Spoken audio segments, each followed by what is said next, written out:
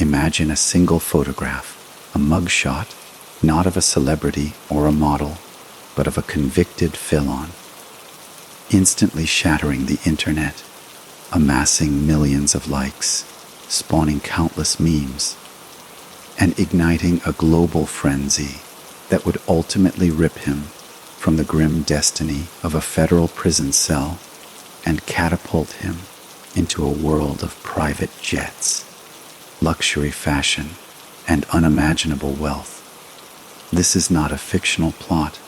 This is the bewildering, dark, and unprecedented true story of Jeremy Meeks, a man whose life is a jarring paradox of brutal street violence and breathtaking cosmetic privilege, a chilling case study that forces us to confront uncomfortable questions about justice, beauty, media manipulation, and the very fabric of the American dream. Before we delve into this complex narrative, a crucial disclaimer. This entire story is pieced together from extensive research, court documents, federal indictments, interviews, and publicly available records, presented to you with the sole intention of delivering the most accurate and comprehensive account possible, separating the sensationalized myth from the often grim reality. Our purpose is not to glorify, but to understand, to dissect this phenomenon so we can grasp what it reveals about our society. So, if you are ready to embark on this unsettling journey, from the bullet-riddled streets of Stockton to the glittering runways of Milan, make sure you are subscribed and have notifications on, because the truths we are about to uncover are more shocking than any headline. The story of Jeremy Meeks begins not on the internet, but in the overlooked, sun-scorched city of Stockton, California, a place perpetually grappling with economic despair and a relentless cycle of gang violence. To understand the man he would become, one must first understand the crucible that forged him. Stockton, for decades, has been a city on the brink, consistently ranking among the most dangerous metropolitan areas in the United States. A stark landscape of shuttered businesses, pervasive poverty, and neighborhoods partitioned by invisible, yet unyielding lines of gang affiliation. It was into this environment that Jeremy Meeks was born on February 7, 1984, a world away from the glamour that would later define his public persona. His childhood was not one of privilege or easy comfort. It was shaped by the harsh socio-economic realities that push young men towards the edges of society, where legitimate opportunities seem like distant myths, and the allure of the streets offers a tangible, albeit dangerous, path to status and survival. The specifics of his early family life remain largely private, shielded from the intense media glare that would later consume him. But the environment itself is a character in this story, a powerful, corrosive force that systematically limits horizons and funnels the disenfranchised into a narrow set of desperate choices. The gangs in Stockton were not merely social groups, they were feudal entities, governing their territories with fear and violence, offering a twisted sense of belonging, protection, and an economic system built on the illicit drug trade. For a young man like Jeremy, the appeal was multifaceted. It was about identity in a world that had rendered him anonymous. It was about power in a situation that made him feel powerless. And it was about financial gain in an economy that had left him behind. This is not to excuse the choices he would make, but to contextualize them, to paint the full picture of the pressures and temptations that laid the groundwork for his descent into criminality. The transition from a teenager navigating a difficult environment to a fully fledged member of a criminal enterprise is rarely a single event, but a gradual process, a series of small compromises and escalating actions that normalize violence and criminal behavior. By his late teens, Jeremy Meeks was deeply entrenched in this world, his life becoming inextricably linked with the Northside Gangsta Crips, one of the most formidable and feared gangs operating in the Stockton area. This affiliation was not a casual association. It was a total commitment that dictated every aspect of his existence. His friendships, his enemies, his daily routines, and his very understanding of right and wrong. The gang became his family, his employer, and his purpose, embedding him in a complex hierarchy with its own strict codes of conduct and brutal methods of enforcing loyalty. Life within the gang was a relentless performance of toughness and allegiance, a constant state of vigilance where any sign of weakness could be fatal and any disrespect, real or perceived, had to be met with immediate and overwhelming retaliation. This world operated in the shadows of Stockton, a parallel society with its own economy driven by the distribution of narcotics, primarily crack cocaine and methamphetamine, which ravaged the very communities the gangs claimed to represent. Meeks, by all accounts, was not a peripheral figure. He rose through the ranks, becoming a known and respected enforcer, a person of significance within the Northside Gangsta Crips structure. This rise was built on a foundation of calculated violence and shrewd criminal enterprise, a demonstration of his willingness to do whatever was necessary to solidify his position and expand his influence. The crimes associated with this period of his life are not vague allegations. They are specific, violent, and documented in court records. He was not a spectator to the chaos around him. He was an active and willing architect of it. This path, however, is a dead end, a trajectory that almost invariably leads to one of two destinations, an early grave or a prison cell. The law enforcement apparatus in Stockton, particularly the police department's gang units, was persistently tracking the activities of the Northside Gangsta Crips, building cases, making arrests, and slowly tightening the noose around the organization's key players. Jeremy Meeks, with his growing reputation and central role, was inevitably on their radar, a person of interest in numerous investigations. His life was a high-stakes gamble, a daily dance with catastrophic consequences, where every transaction, every interaction, carried the potential for arrest or violent death. The glamour often associated with the gangster lifestyle in popular culture is a dangerous illusion.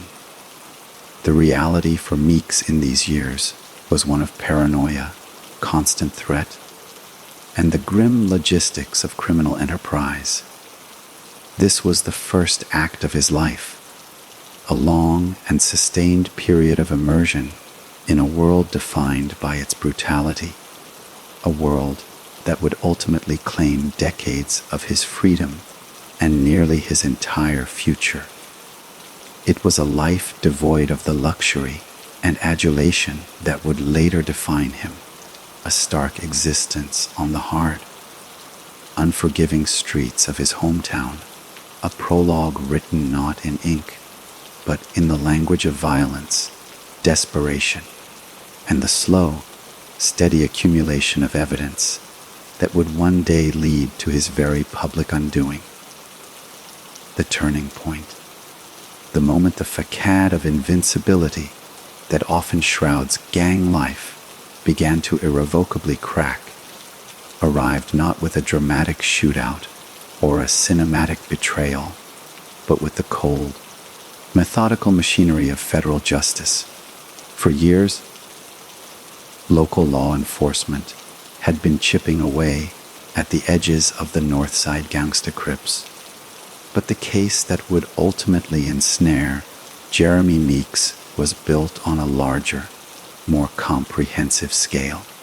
It was a collaborative effort, a racketeer-influenced and corrupt organizations act, or ratio, case, a legal tool designed to dismantle entire criminal enterprises by treating the organization itself as a single, continuing criminal conspiracy.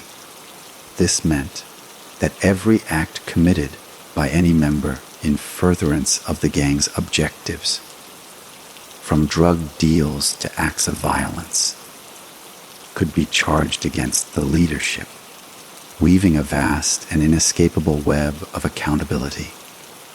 The investigation was painstaking, built on a foundation of wiretapped phone conversations, confidential informants, surveillance operations, and the meticulous analysis of patterns of crime that painted a clear picture of the gang's structure and its key players. Meeks, by now a prominent figure within this structure, was a primary target. The specific charges that would be leveled against him were severe and numerous, reflecting the gravity of his alleged role, possession of a firearm as a felon, which was a direct violation of federal law, and perhaps more significantly, a series of counts related to the distribution of controlled substances, part of what prosecutors argued was a sophisticated and far-reaching narcotics network operated by the gang. The day of his arrest was not a moment of chaos, but the culmination of this long investigation, a planned operation by federal agents who moved in to apprehend him, ensuring he was taken into custody without incident. There was no grand standoff. It was the quiet, administrative end to a chapter of violent lawlessness. He was booked into the San Joaquin County Jail, his future suddenly collapsing into the stark reality of concrete walls and steel bars, facing the very real prospect of spending the majority of his remaining life incarcerated. The legal proceedings that followed were a slow, grinding process, a stark contrast to the impulsive violence of the streets. He was indicted by a federal grand jury, a formal confirmation that the evidence against him was substantial enough to proceed to trial. In the face of such overwhelming evidence, the strategic choice for a defense often shifts from claiming innocence to seeking the least damaging outcome. And for Meeks, this meant eventually entering a plea of guilty to a felony weapons charge. This plea was not an admission to a minor offense.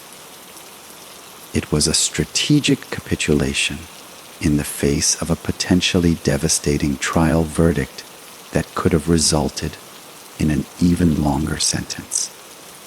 The guilty plea was a formal, legal acknowledgement of his criminal conduct, a matter of court record that stands in stark contrast to the glamorous image that would later be projected onto him. The subsequent sentencing hearing was the moment where the abstract concept of justice became a concrete, life-altering reality. The judge presiding over the case listened to arguments from both the prosecution and the defense, considering the severity of the crimes, their impact on the community, and the defendant's own history and character. The final gavel fell, delivering a sentence that was intended to reflect the seriousness of his actions. 27 months in federal prison. This sentence, while significant, was just one part of a much larger legal narrative. It was a consequence for a specific charge, but it existed within the broader context of his life as a whole. A life that was about to be violently wrenched from its predetermined course by an event so bizarre and unpredictable that it could never have been foreseen by the judge, the prosecutors, or even Meeks himself. As he began to serve his sentence, he was just another inmate in the system, a statistic in the vast American carceral state, his case number and his criminal record defining him entirely. The mugshot that was taken upon his booking was, at that moment, a purely administrative document, a standard piece of paperwork for the San Joaquin County Sheriff's Office, intended for filing and identification purposes within the justice system. It was a routine procedure repeated thousands of times across the country every single day, a visual record of a person's lowest point, their freedom stripped away, their identity reduced to a name, a number, and a photograph. There was nothing to suggest that this particular mugshot, out of the millions taken every year, would be any different. It was stored in a digital database, a silent, unremarkable file, waiting. And while Jeremy Meeks sat in his cell, beginning the monotonous and oppressive routine of incarceration, that digital file, that simple booking photo, was about to break free from its bureaucratic confines and embark on a journey of its own. A journey that would ignite a global firestorm and irrevocably alter the trajectory of the man depicted within the frame, setting in motion a chain of events that would challenge conventional notions of crime, punishment, fame, and fortune, and force a global audience to confront its own complicated and often contradictory values. The catalyst for this unprecedented shift, the event that would serve as the big bang for the Jeremy Meeks phenomenon, was a simple, almost mundane act of public relations. On a day like any other in June 2014, the San Joaquin County Sheriff's Office, like many law enforcement agencies across the United States, updated its Facebook page as part of its community outreach, posting the photographs and details of recently arrested individuals. This practice, often dubbed a rogues gallery, is intended to foster transparency, demonstrate active policing, and sometimes even solicit information from the public on ongoing cases. Among the dozens of faces uploaded that day was the booking photo of Jeremy Meeks, inmate number 4054647. There was nothing in the post itself that marked it as extraordinary. The caption was standard, listing his name, age, and the charges against him, firearms and drug-related offenses. But the image it accompanied was anything but standard. The photograph showed a man with a strikingly sculpted bone structure, high, sharp cheekbones, a strong jawline, and piercing, ice blue eyes that seemed to stare directly through the camera lens, with an unsettling mix of defiance and vulnerability. His skin was clear and tan, his eyebrows perfectly shaped, and his head was shaved, giving him a look that was both menacing and classically handsome. It was a face that defied the context in which it was presented. It was a face that belonged on a movie screen or a high fashion magazine, not on a law enforcement Facebook page. The dissonance was immediate and powerful. The post did not simply get a few likes and shares. It exploded with the force of a cultural atom bomb. Within hours, it had been shared tens of thousands of times. Within days, that number swelled into the hundreds of thousands. The comment section became a digital theater of surreal absurdity. Thousands of comments, primarily from women, flooded in, expressing everything from shock and admiration to outright infatuation. Phrases like present bay, convict, and mugshot model were invented on the spot, becoming viral hashtags that spread across Twitter, Instagram, and Tumblr like wildfire. The internet, in its capricious and often immoral way, had fallen in love with a convicted felon, not in spite of his criminal past, but in a bizarre way because of it. The mugshot became a global meme, remixed, photoshopped, and shared in countless iterations. Each share stripping away a little more of the reality of his crimes and replacing it with a projected fantasy. He was no longer Jeremy Meeks, the gang member. He was the hot mugshot guy, a blank canvas upon which the internet could project its own narratives about bad boys, redemption, and beauty. News outlets, always hungry for a viral story, pounced, moving the phenomenon from the realms of social media into the mainstream media cycle. Major television networks, newspapers, and online magazines ran stories about the handsome felon whose mugshot had broken the internet. This media coverage was crucial. It legitimized the frenzy and introduced the story to millions who were not active on social media, creating a self-perpetuating feedback loop of fame. The very nature of his newfound celebrity was a profound paradox. He was achieving global recognition while sitting in a jail cell, completely cut off from the world that was obsessing over his image. He was unaware of the storm he had unleashed, the modeling contracts being discussed, the memes being created, and the intense public debate his face had sparked. The debate was a large part of the fuel.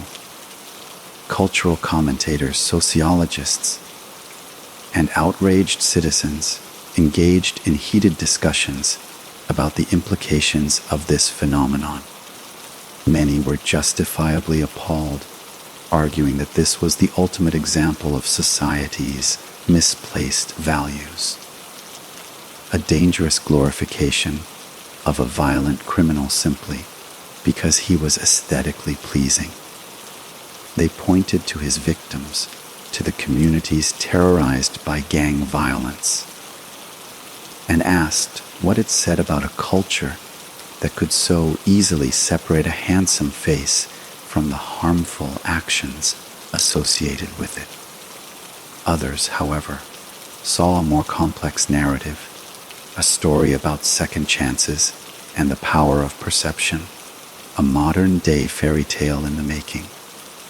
This friction, this moral confusion, only added more layers to the story, making it more than just a viral oddity and turning it into a genuine cultural moment that forced an examination of the intersection between crime, celebrity, beauty, and justice in the 21st century, and all the while, The subject of this global obsession remained incarcerated, a passive participant in the creation of his own myth, while the digital echo of his mugshot continued to reverberate around the world, attracting the attention of individuals who would see not a man, but a marketable asset, setting the stage for a corporate intervention that would forever change the course of his life.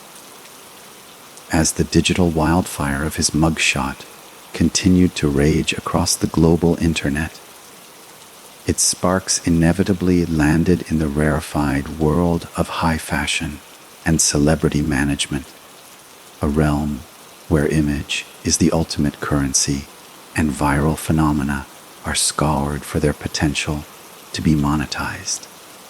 The individuals who operate in this sphere possess a unique alchemy, an ability to see a raw, unpolished commodity and envision its transformation into a marketable brand.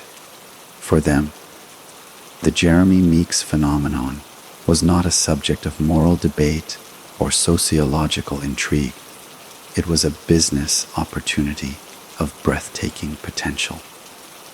Here was a man with a face that had already demonstrated a powerful, organic reach to millions, a face that had stopped countless people from scrolling, a face that had generated more free, global publicity than a multi-million-dollar advertising campaign could ever hope to achieve. The very elements that caused public outrage, his criminal past, the bad boy narrative, were, in the cynical calculus of branding, not liabilities but assets, adding layers of edgy, authentic mystique that no conventionally discovered model could ever hope to possess. The first and most pivotal figure to formally step into this unfolding drama was Gina Rodriguez, a celebrity lawyer and the founder of White Cross Management, a company that would become the architect of Meeks' astonishing reinvention. Rodriguez, recognizing the unique moment, moved with swift and decisive purpose. She began the complex process of making contact with Meeks while he was still behind bars, navigating the intricate web of prison regulations to establish communication. Her proposition was as simple as it was audacious. She believed she could secure him a career as a high fashion model upon his release. For Meeks, sitting in a cell facing a future that had seemingly been permanently narrowed to the confines of the penal system, this offer must have seemed like a hallucination, a surreal lifeline thrown to him from a parallel universe. The negotiations and planning that occurred during this period were conducted in the shadows, away from the media frenzy, a strategic laying of groundwork for a launch that would be as calculated as it was explosive. Meanwhile, the public's appetite for any shred of information about the hot convict remained insatiable. Tabloids and online gossip sites began digging into his personal life, unearthing details about his marriage to his wife, Melissa, and their young child. They published older photos of him, further fueling the public's fascination with the man behind the mugshot. This period was a strange interlude, a state of suspended animation where Meeks was simultaneously a forgotten inmate in the justice system and a burgeoning celebrity in the outside world. The legal process, indifferent to the burgeoning fame of its subject, continued its course. His sentencing for the federal weapons charge proceeded, resulting in the 27-month prison term, a stretch of time that, in the context of a normal life, would represent a significant disruption, but in the context of his new reality, became a mere prelude, a dramatic pause before a grand entrance. His release date was set, and as it approached, the anticipation within the circles of media and fashion began to crystallize into a tangible plan. Gina Rodriguez and her team were not simply going to let him quietly exit prison. They were orchestrating a debut. The day of his release, June 10, 2016, was treated not as the end of a prison sentence, but as the beginning of a product launch. He was released from a federal prison in Oklahoma and immediately flown to New York City on a private jet. A starkly symbolic transition from one of the most controlled environments on Earth to the epicenter of global glamour. He was whisked away to a luxury hotel, and the machinery of his new life clicked into gear. The first official photos of him as a free man were strategically released, showing a polished, stylishly dressed Meeks, a world away from the orange jumpsuit of his mugshot. The narrative was being carefully controlled, the rough edges of his past smoothed over and repackaged as Arj. The public, which had known him only as a two-dimensional image, was now presented with a three-dimensional persona, ready for consumption. The stage was set, the player was in position, and the world watched, a mix of fascination, skepticism, and outright disgust. As Jeremy Meeks prepared to step into the spotlight that his own mugshot had created, embarking on a journey that would challenge every conventional notion of crime, punishment, and the possibility of redemption in the modern age.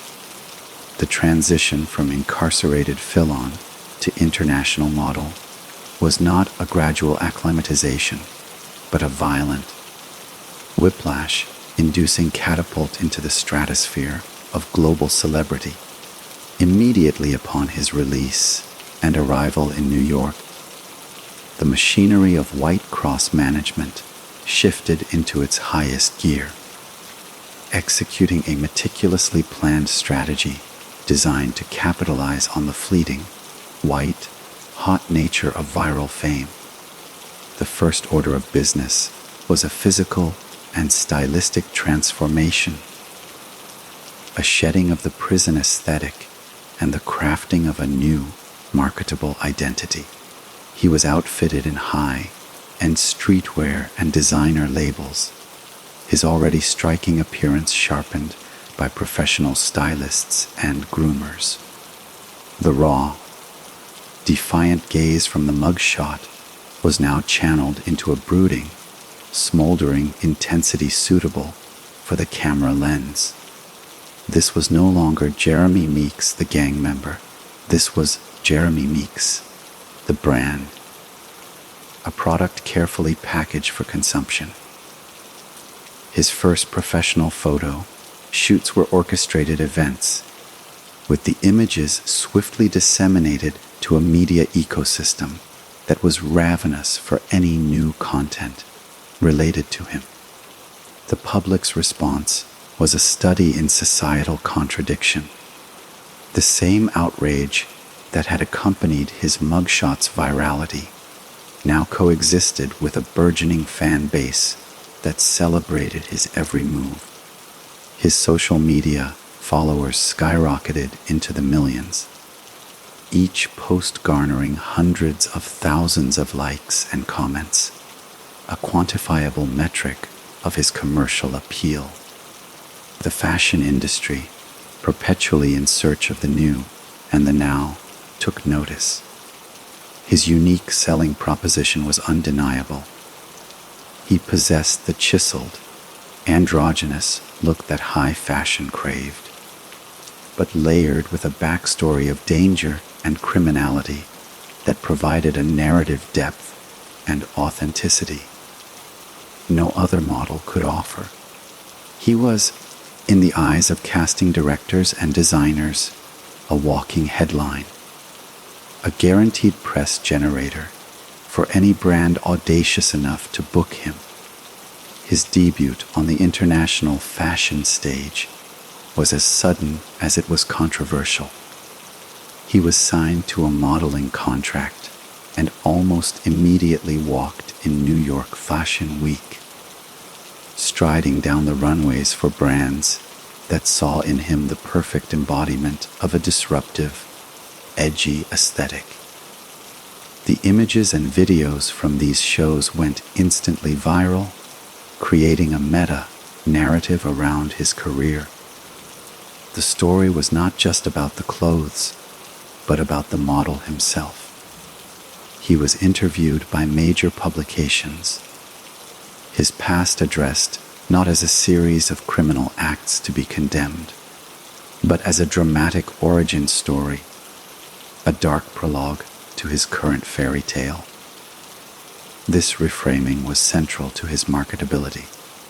The gritty details of his life in Stockton, the gang affiliations, the drug dealing, the violence, were sanded down and polished into a generic, troubled past, a vague allusion to hardship that made his present success seem all the more remarkable. This narrative of redemption, however, was deeply fraught and, for many, deeply offensive. It bypassed the traditional pathways of atonement, remorse, restitution, community service, and replaced them with the simplistic metric of commercial success and public adoration. He was being redeemed not by the justice system or by his victims, but by the marketplace. His fame created a schism in public perception. To his supporters, he was a symbol of second chances, a man who had overcome his circumstances through a bizarre twist of fate. To his detractors, he was the ultimate example of privilege, a man whose handsome face had granted him a pardon from the consequences that would have dogged a less aesthetically gifted individual for life. This debate became the constant, humming background noise to his every achievement. Meanwhile, his personal life began to unravel under the intense glare of the spotlight. His relationship with his wife, Melissa, who had stood by him during his incarceration, became tabloid fodder. The stable, familial image that had been part of his initial story began to crack, revealing the human complexities and collateral damage that his sudden transformation was causing. Yet, professionally, the momentum was unstoppable. He was flown across the globe for fashion campaigns, photographed for editorials, and became a fixture on the celebrity party circuit. He was no longer just a model. He was a phenomenon, a case study, a human Rorschach test upon which people projected their deepest beliefs about justice, beauty, and the possibility of change. He had achieved the impossible. He had escaped not only prison, but the very trajectory his life had been on, trading a potential lifetime of obscurity and recidivism for a life of luxury and fame, all on the strength of a single photograph and the unpredictable, often illogical, whims of the digital age. The zenith of this surreal transformation, the moment that truly cemented Jeremy Meeks' status not merely as a viral curiosity, but as a bona fide figure in the upper echelons of global glamour, was his rapid and seemingly effortless assimilation into the world of European high fashion and ultra-wealthy elite.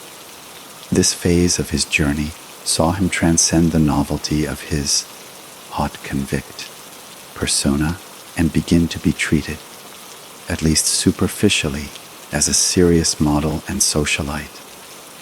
The industry that embraced him most fervently was one that has long been fascinated by a certain kind of gritty, real-world authenticity, often opting it to add an edge to its luxurious presentations. For the houses of Milan and Paris, Meeks was the perfect specimen. He had the bone structure of a classical statue, but his aura was imprinted with a narrative of American street violence and criminality, a combination that proved irresistibly compelling. He was signed to major modeling agencies in Europe, and his face began appearing in campaigns that were a world away from the Stockton streets. He walked runways alongside models who had spent years honing their craft, his presence on the catwalk guaranteeing a flurry of camera flashes and media coverage that often overshadowed the clothing itself. His look, the intense, brooding stare, the tattooed body that hinted at a life beyond the studio, became his trademark, and designers leveraged it to project an image of dangerous luxury. But perhaps the most telling symbol of his astonishing ascent was his personal life, which became a public theater reflecting his new status. It was during this period that his relationship with his wife, Melissa, who had been a constant through his incarceration and the initial shock of fame, publicly disintegrated. The tabloids, which had followed his every move, were fed a new and even more sensational storyline. Jeremy Meeks was now involved with Chloe Green, the billionaire Heiress to the Topshop retail empire. This was not just a celebrity romance. It was a seismic event in the narrative of his life. Chloe Green represented everything his past life was not: old money, immense privilege, global business influence, and social standing that was inherited, not earned.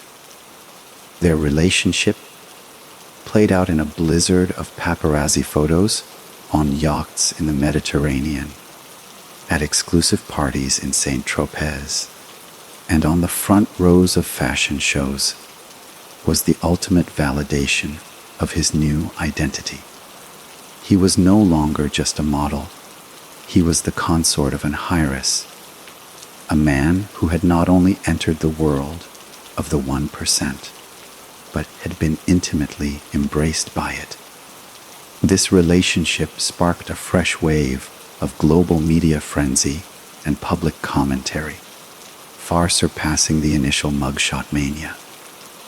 The story was now framed as a modern-day Cinderella tale in reverse, a narrative so fantastical it seemed ripped from a screenplay. Commentators dissected what Green's attraction to Meeks said about the allure of the bad boy archetype, even among the most privileged. For his detractors, this was the final, most galling insult. He was not only being rewarded for his criminal past with a modeling career, but he was now being welcomed into a dynasty of unimaginable wealth, seemingly facing no lasting consequences for his actions. For his supporters, it was the ultimate underdog victory, a story about love transcending background and prejudice. The relationship with Chloe Green also fundamentally altered his personal ecosystem. He was now traveling by private jet as a matter of routine, vacationing on islands accessible only to the ultra-rich, and being groomed not just as a model, but potentially as a businessman. There was talk of him launching his own fashion line, of leveraging his fame and his new connections into a lasting enterprise. During this time, he and Green had a child, a son, further intertwining their lives and adding another layer of complexity to his story. He was now a father in two different worlds, one with his first wife in the context of his old life in Stockton, and another in the glittering, rarefied world of European billionaires. This period represented the absolute peak of his fame and influence, a point where the bizarre alchemy of his life had produced a result that defied all logic and expectation.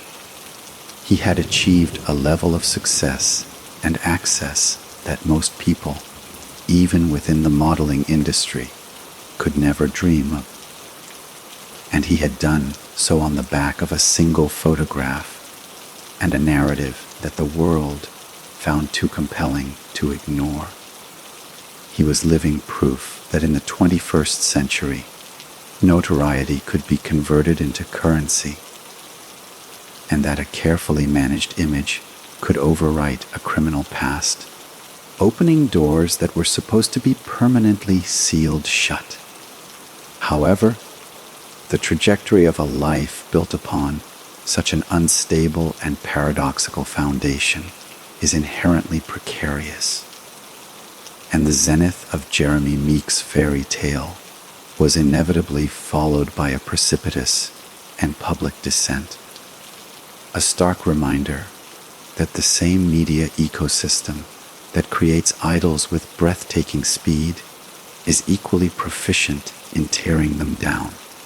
The relationship with Chloe Green, which had symbolized his ultimate acceptance into a world of untouchable privilege, became the epicenter of his unraveling. The fairy tale, as reported by the relentless tabloid press, began to show deep cracks. Whispers of turmoil, infidelity, and clashing lifestyles seeped into the public domain, transforming the narrative from a romantic fantasy into a messy, real-life drama. The breakup, when it came, was not a quiet, private affair, but a spectacular media event, dissected across pages of gossip magazines and online entertainment news outlets. Reports suggested that the relationship succumbed to the immense pressures of their vastly different worlds, the constant public scrutiny, and the underlying tensions that his sudden fame and complicated past introduced. The dissolution was a significant blow, not just emotionally, but to the carefully constructed image of his transformed life. It severed his most direct link to the echelons of billionaire wealth and removed the protective, gilded buffer that had insulated him from the more critical aspects of his own story. Without the context of his relationship with Green, the public gaze upon him shifted once again. He was now just a model with a criminal past, and the novelty of his story began to wear thin, replaced by a more cynical appraisal. This period also saw the re-emergence of his past in a more legally threatening form. While he was navigating the world of high fashion and celebrity romance, the consequences of his life in Stockton were not entirely finished with him. He faced ongoing legal and financial entanglements, including a highly publicized lawsuit related to a violent altercation from his pre-fame days, a stark reminder that the justice system and civil courts operate on a timeline separate from the frenetic pace of internet fame. These lawsuits dragged his criminal history back into the headlines, forcing a public reckoning that his modeling career and glamorous social life had temporarily overshadowed. The The narrative was no longer solely about his stunning rise. It was now equally about the unresolved debris of his past crashing into his present.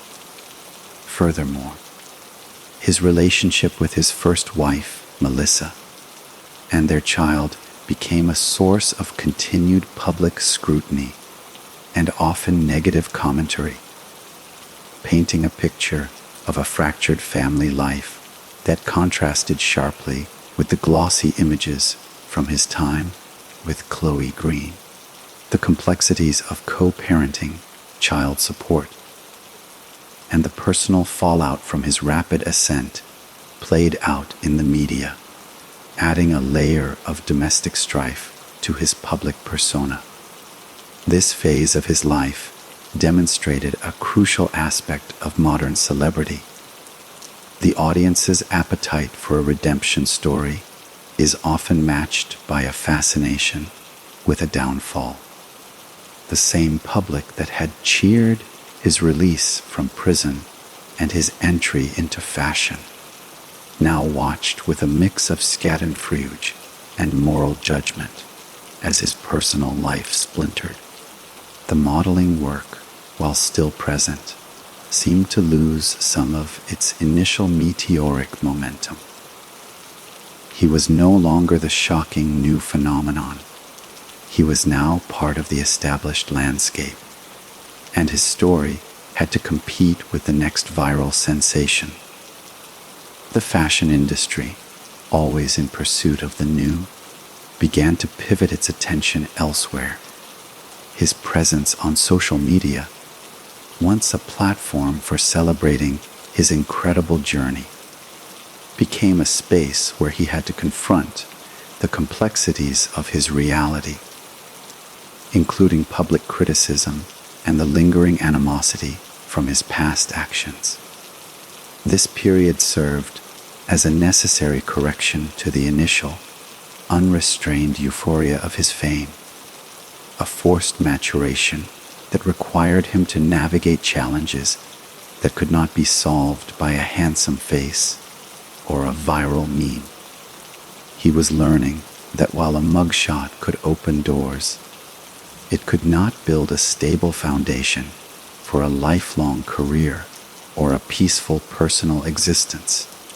The consequences of his choices, both past and present, were proving inescapable, demonstrating that the gravitational pull of one's history remains powerful, even when propelled by the unprecedented thrust of internet fame. The dream that had seemed so tangible during his days on yachts and runways was now tempered by the sobering realities of legal battles, broken relationships, and the fickle nature of public adoration, setting the stage for a more complex and uncertain chapter in the ongoing saga of his life. The complex and often painful process of navigating this new, less gilded reality forced a strategic pivot in the narrative and career of Jeremy Meeks, a transition from being a passive subject of a viral phenomenon to an active architect of his own brand. This phase was characterized by an attempt to consolidate his fame, to transform the fleeting shock value of his story into a sustainable enterprise, and to confront the legal and personal repercussions that had resurfaced with a new intensity. The dissolution of his relationship with Chloe Green, while a public setback, also presented an opportunity for a recalibration of his public image. No longer the boyfriend of a billionaire Heiress, he had to stand on the perceived merits of his own name and story. This meant a more deliberate engagement with the business opportunities that his fame afforded. He began to leverage his massive social media following, not just as a gallery for his modeling work, but as a platform for entrepreneurial ventures.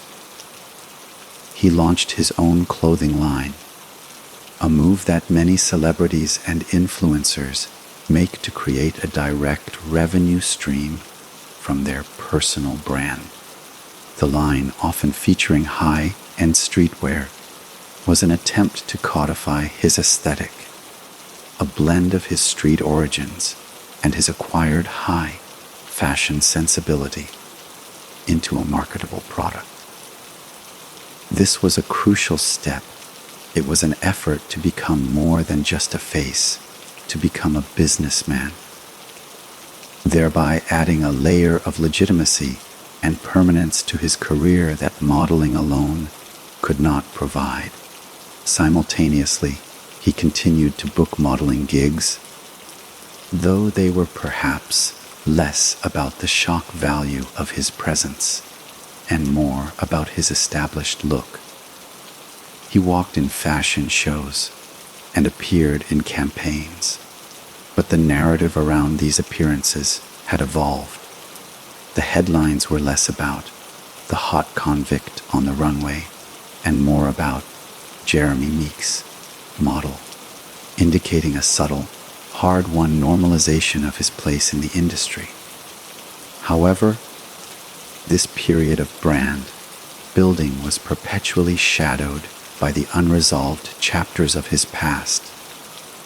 The lawsuit filed against him for his alleged involvement in a violent assault prior to his fame proceeded through the civil court system.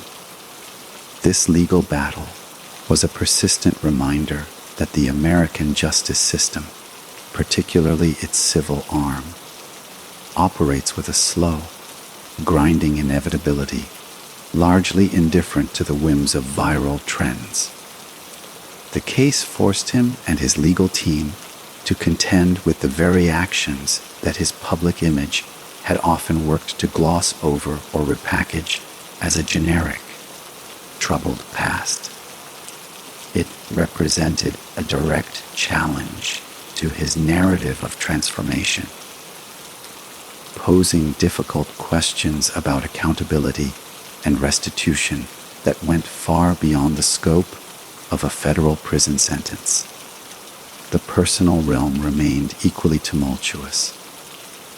His relationship with his first wife, Melissa, and their son was a source of ongoing public speculation and private struggle. The complexities of co-parenting from a distance, compounded by the intense media scrutiny and the vast differences between their lives, created a persistent undercurrent of personal strife. This aspect of his story served as a poignant counterpoint to the glamorous imagery of his social media feeds, a real world anchor of responsibility and consequence. It was a humanizing, albeit difficult, element that illustrated the collateral damage of his rapid ascent and the challenges of reconciling two irreconcilable lives. During this time, he also became a father again, welcoming a child with Chloe Green, an event that added another layer of profound complexity to his personal landscape, binding him to the Green family in a permanent way, despite the romantic relationship having ended. This new fatherhood, spanning two vastly different families, underscored the deeply fractured and yet interconnected nature of his existence.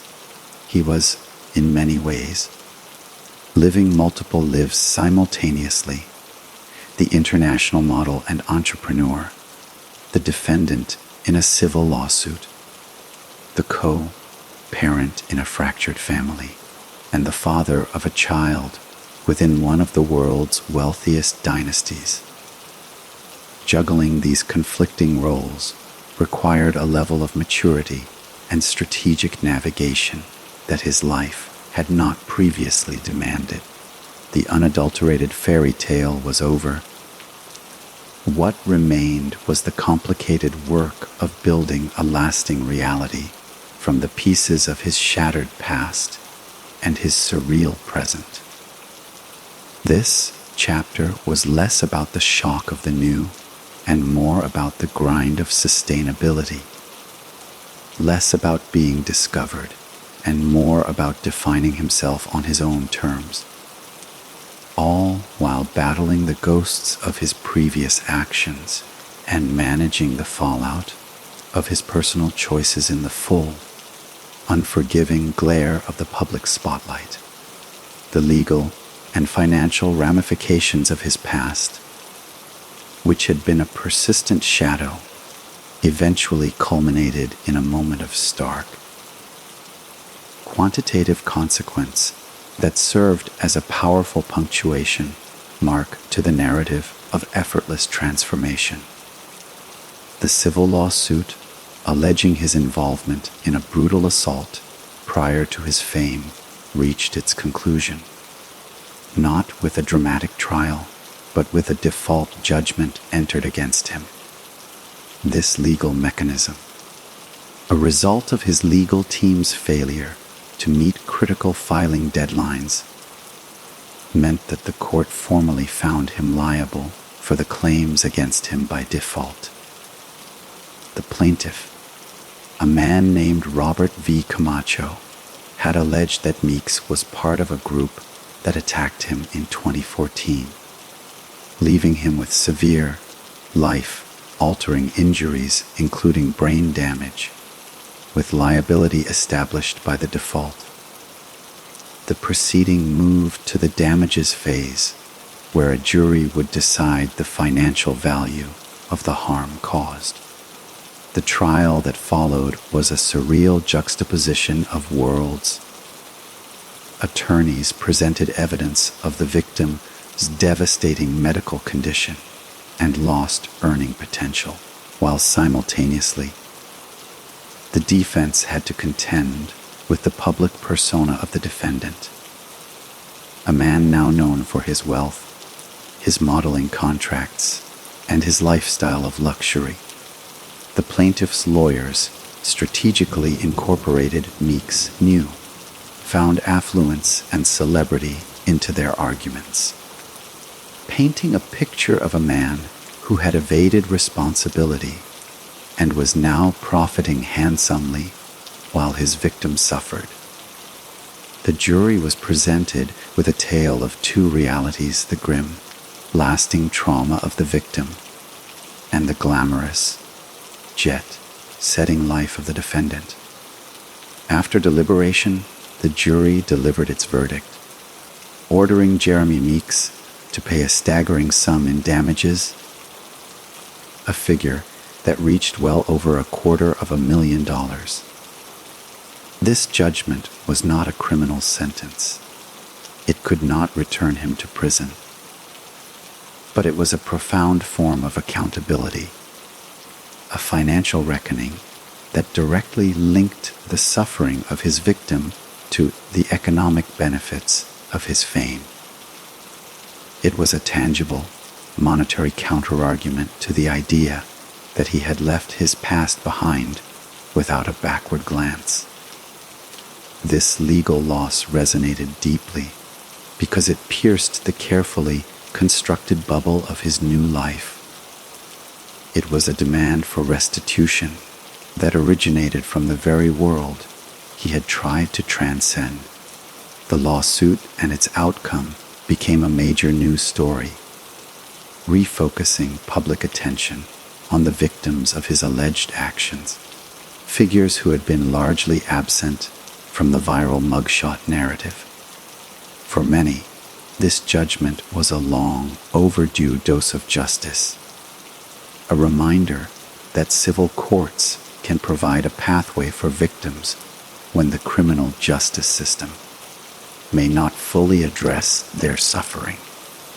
It forced a public conversation about what true redemption entails, suggesting that it might involve more than a successful career change and might instead require a direct and painful engagement with the harm one has caused.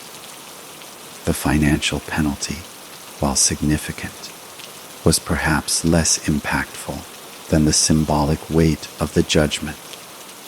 It permanently tarnished the glossy sheen of his redemption story, proving that the internet's memory is short, but the legal system's records are permanent. This event marked a definitive end to the initial, carefree phase of his fame.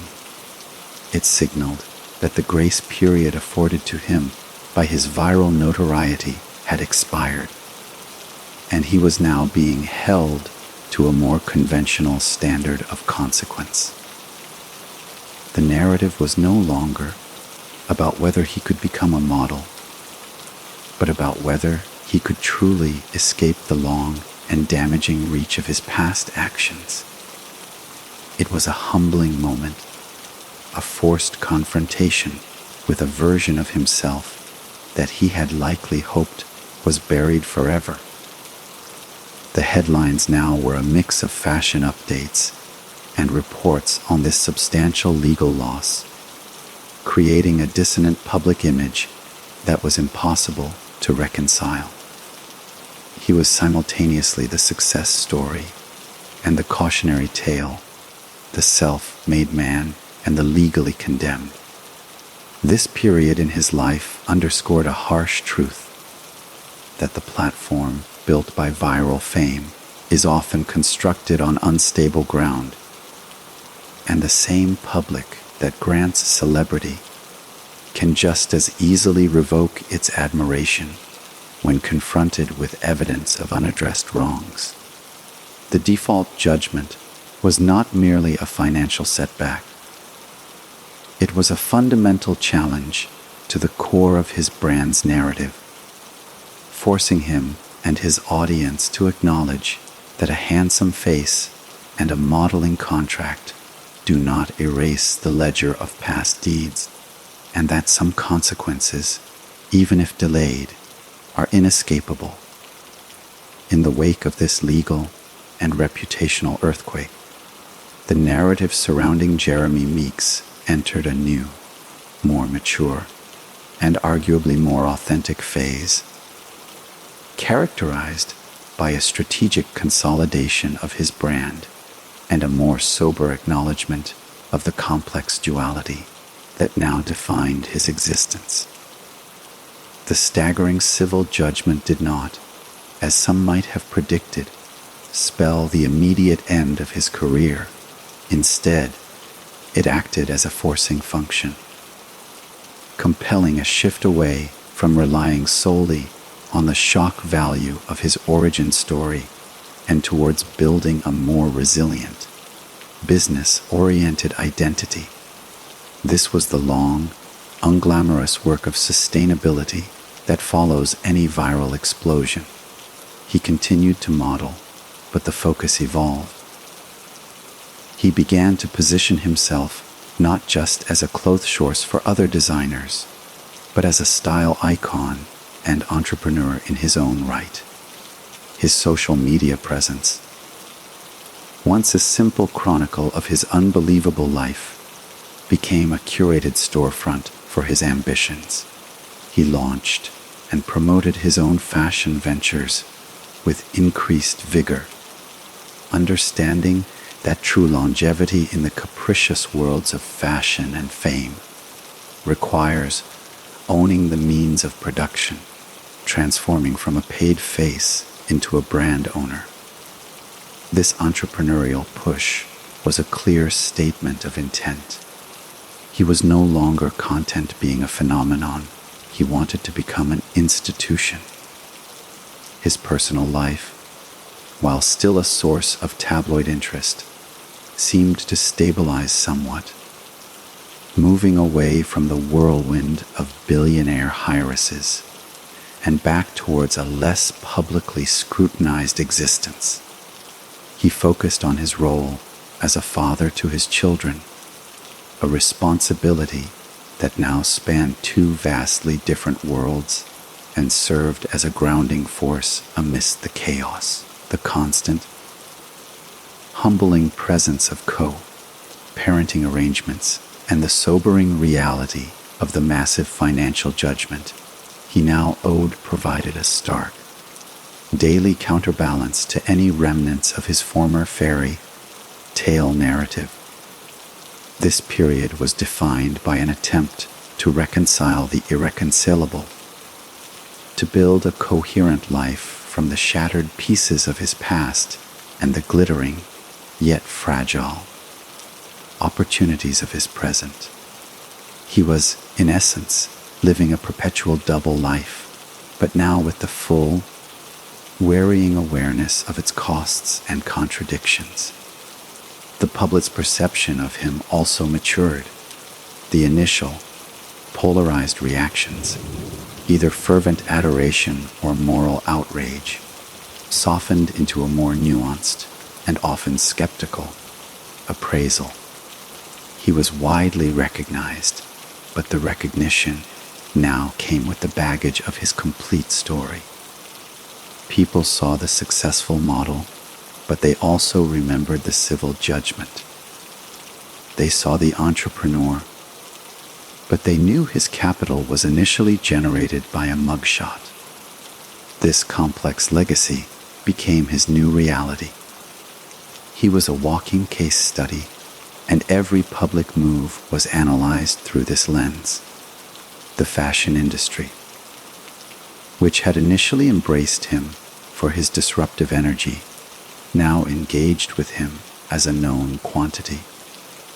A model with a specific look and a controversial backstory that was now fully factored into his brand value.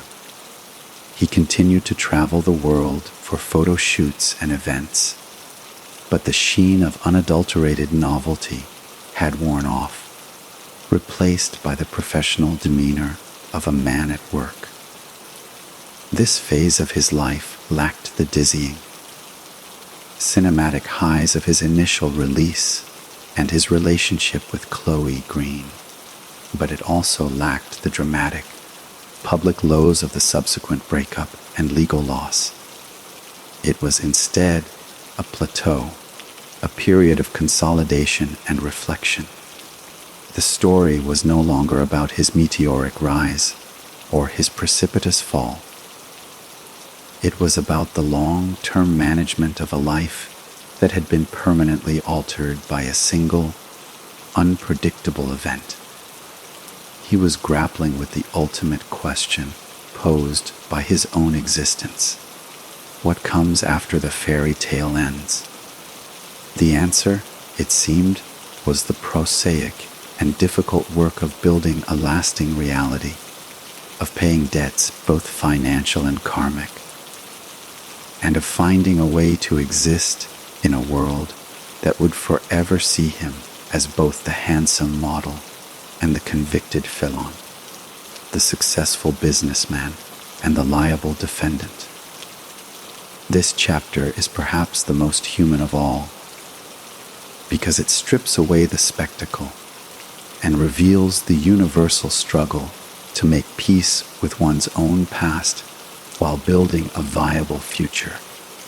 A struggle that is only magnified when played out on the global stage. The Jeremy Meeks of this era was a more complex and perhaps more interesting figure than the initial viral sensation. A man who had been granted an escape hatch from a predetermined life of incarceration, only to find that freedom brought with it a new, equally complex set of prisons constructed from expectation, scrutiny, and the inescapable weight of history, the enduring legacy of Jeremy Meeks, far beyond the specific details of his modeling contracts or personal relationships, lies in the profound and unsettling cultural conversation his life has provoked, a debate that continues to resonate regarding the nature of justice, privilege, and the arbitrary allocation of second chances in the modern era. His story is a Rorschach test for our times, revealing deep-seated societal beliefs about redemption and consequence. For a significant portion of the audience, his trajectory remains a powerful, almost mythical, testament to the possibility of radical self-reinvention.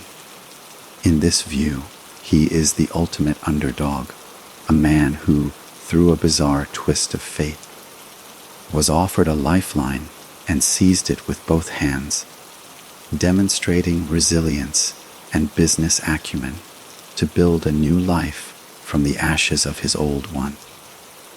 This narrative champions the idea that anyone, regardless of their past, deserves an opportunity for transformation, and that success in any form is its own form of redemption. His supporters see his journey as a critique of a rigid justice system that often fails at rehabilitation, arguing that his story proves that people are more than the worst thing they have ever done. They point to his entrepreneurial efforts and his focus on fatherhood as evidence of genuine change. A man who has left his criminal past behind not through institutional programming, but through personal will and unprecedented opportunity. This perspective is deeply intertwined with the American ethos of self-made success, albeit in its most extreme and unconventional iteration. Conversely, his detractors see in his life the ultimate perversion of justice, a case study in how superficial attributes like physical beauty can short-circuit the entire apparatus of accountability. From this vantage point, his story is not one of redemption, but of evasion. He did not earn his second chance through demonstrated remorse, community service, or a lengthy period of atonement. It was handed to him by the fickle algorithms of social media and the cynical calculations of the fashion industry, which valued his aesthetic appeal over his moral character. The civil judgment for the assault was, for this camp, a rare and satisfying moment of cosmic correction, a belated invoice for crimes that his fame had temporarily allowed him to ignore. This viewpoint highlights the invisible victims of his past actions, those harmed by the drug trade he participated in, the individual who suffered brain damage, the communities terrorized by gang violence, and questions what his story says about a society that so easily forgets them in favor of a compelling face. This critique is a sharp indictment of what some term pretty privilege, suggesting that the justice system and the court of public opinion are not blind, but are in fact deeply susceptible to the same biases that govern all human interaction, with attractive individuals often receiving lighter sentences, more positive media coverage, and greater public sympathy. The Meeks phenomenon forces an uncomfortable examination of whether our conception of justice is as rational and impartial as we would like to believe, or if it is, and has always been, influenced by subconscious preferences that favor conventional beauty. His life sits at the violent intersection of these two opposing worldviews, and there is no easy resolution. He is both the man who overcame his circumstances and the man who skipped the line, the symbol of hope and the symbol of inequity. Furthermore, his story is a landmark case in the history of internet culture, a prime example of how a digital mob, acting with a collective, often irrational, consciousness, can alter human destiny. It demonstrates the power of virality to create value ex nihilo, to bestow fame and fortune upon an individual not for talent, achievement, or character, but for the sheer, unexplainable power of a captivating image. In this sense, Jeremy Meeks is a pure product of the 21st century. His life script written by the collective ed of the online world. His saga asks us whether the paths to success and redemption are evolving in the digital age, and if so, whether this evolution is for better or for worse. It challenges us to define what we truly mean by paying one's debt to society, and to consider whether a prison sentence is the only valid currency, or if a successful career and a reformed life can also be accepted as tender. There are no easy answers to these questions, which is why his story retains its power and continues to be a subject of fascination and debate long after the initial buzzes of his mugshot faded, cementing his place not just as a model or a former felon, but as a permanent and provocative cultural symbol. As the initial deafening roar of viral fame subsided into a persistent hum, Jeremy Meeks' life increasingly became a study in the management of a fractured identity, a continuous effort to bridge the unbridgeable chasm between his past and his present. This ongoing chapter is less about dramatic new events and more about the psychological and practical realities of living as a permanent public figure whose very identity is a contested narrative. The man who walks the runways and promotes his clothing line is the same man whose name is etched into court documents detailing gang activity and civil liability.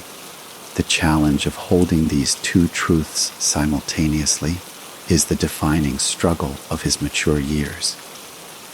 On one hand, he must maintain the polished, aspirational image required by the fashion and business worlds, an image of success, sophistication, and desirability. This involves a constant performance of normalcy and achievement. Curated social media posts from exotic locations, professional photo shoots showcasing designer apparel, and public appearances that reinforce his status as an insider in the world of glamour. This is the Jeremy Meeks brand, a commodity that must be carefully nurtured and protected. On the other hand, he cannot fully escape the specter of his past. It is the foundation upon which his fame was built, and it remains a source of both public fascination and legal obligation. The civil judgment against him is not a one-time event, but an ongoing financial burden, a concrete, monthly reminder of the life he left behind. This debt ensures that his past is not an abstract memory, but an active creditor, a participant in his present financial life. Furthermore, his role as a father to his children, particularly his first son from his marriage to Melissa, creates a permanent human tether to Stockton and to the person he was before the mugshot.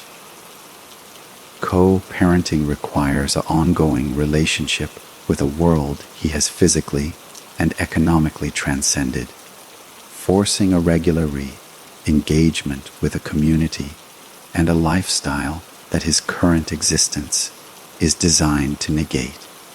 This duality creates a form of psychological whipsaw, a need to constantly switch cognitive and emotional registers between the rarefied air of international fashion weeks and the grounded, often difficult, realities of his personal responsibilities and legal debts.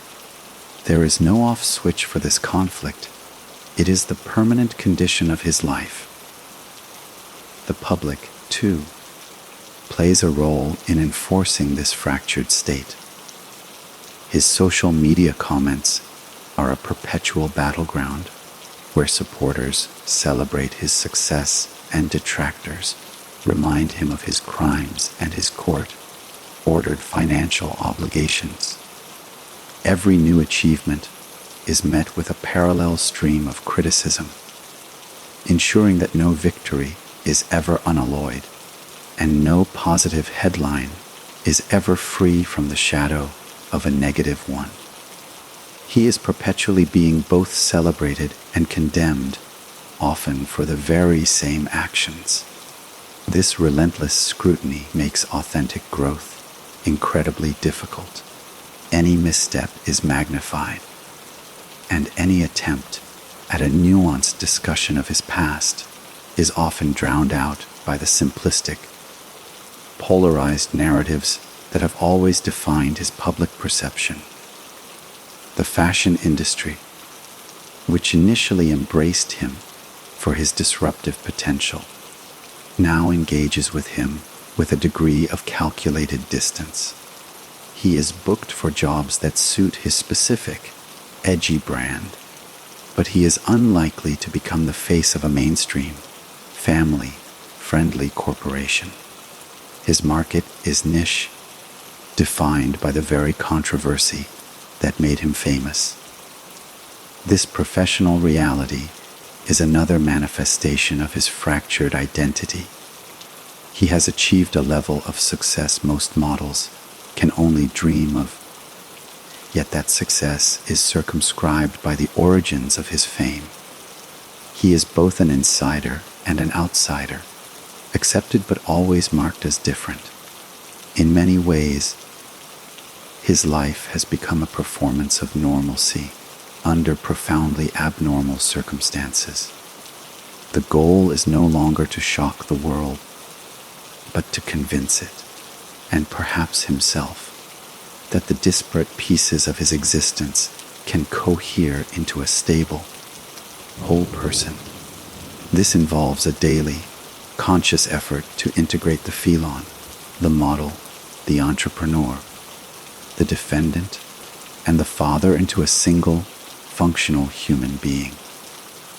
It is a testament to a complex form of resilience, one that is not about overcoming poverty or prison, but about navigating the more subtle, yet equally taxing, challenges of perpetual identity conflict, of living in two worlds at once and never being fully at home in either. This is the long tale of viral fame, a phase far removed from the initial explosion, where the real, unglamorous work of building a life from the wreckage of a phenomenon takes place, a quiet, ongoing struggle that continues to unfold day by day, far from the flashbulbs and the headlines. The relentless passage of time, with its inherent power to normalize even the most extraordinary of circumstances, has gradually woven the story of Jeremy Meeks into the broader tapestry of contemporary culture, transforming him from a shocking anomaly into a referenced, if still controversial, landmark in the landscape of internet-fueled celebrity. His name is now permanently etched into the digital lexicon, a go-to example whenever discussions arise about the power of virality, the aesthetics of crime, or the blurred lines between notoriety and fame. He exists as a precedent, a case study that future viral sensations, for better or worse, will be measured against. This institutionalization of his narrative has a dual effect. It grants his career a certain permanence, freeing it from the ephemeral nature of a mere trending topic, but it also fossilizes his identity around the events of 2014. He is, and likely always will be, the Mugshot model, a title that is both the source of his success and the limit of its potential. Within the fashion industry, this has resulted in a stable, if specialized, career trajectory, he continues to secure modeling work.